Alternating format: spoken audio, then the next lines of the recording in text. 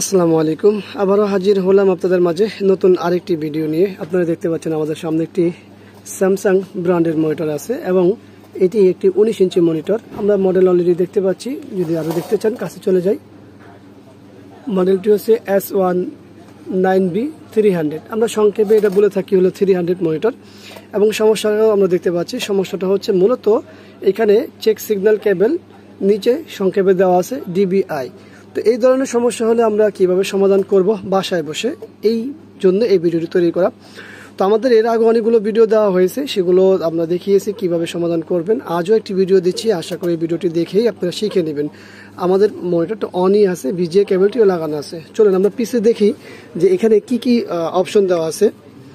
আপনারা দেখতে পাচ্ছেন এখানে VGA কেবলটি লাগানো আছে এবং DBI মাইনাস দেওয়া আছে। DBI মাইনাস দেখি আমাদের এখানে সিগন্যাল ব্যবস্থা, আমরা যদি সিগন্যালটা দেখি তাহলে দেখতে পাচ্ছি এখানে DBI কথা বলা হচ্ছে। তার অর্থ যে পিছনে আমরা DBI মাইনাস দেখতে পেলাম, সেটারই একটা মেসেজ দিচ্ছে যে এখানে কেবল লাগাতে বলছে।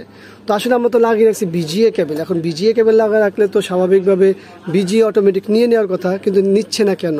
আর DBI আমরা তো মাইনাস ব্যবহার করি না, আমাদের দেশে যারা ব্যবহার করে তারা সবাই হলো VGA কেবল ব্যবহার করে।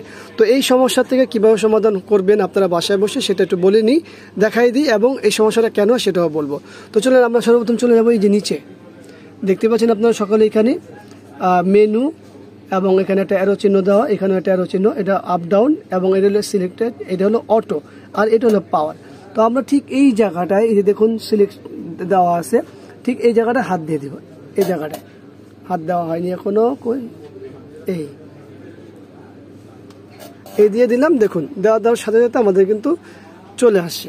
তো আমাদের মূলত হচ্ছে এটা যেটা হয় যে আমাদের অনেকেই ভাষায় ছোট ছোট বাচ্চা পোলাপানরা এই জায়গাগুলোতে টিপে, মেনুতে টিপে, যে বাতি জ্বলে না, অনেকে এমনি এমনি করতে থাকে, তখন এটা হয়ে যায়। বা অনেকে অনেক সময় মাউস না সাথে রেখে কাজ করে থাকে, তো কখন যে তার আঙ্গুলটা বা উপরে কোনো একটা জায়গা এখানে পুশ হয়ে গেছে, টাচ লেগেছে, সেটা তার খেয়াল থাকে না। দেখা যায় হঠাৎ করে ডিসপ্লে চলে গেছে। তা আসলে সবাই মনে করে যে মনিটর কি হলো না হলো কি হলো।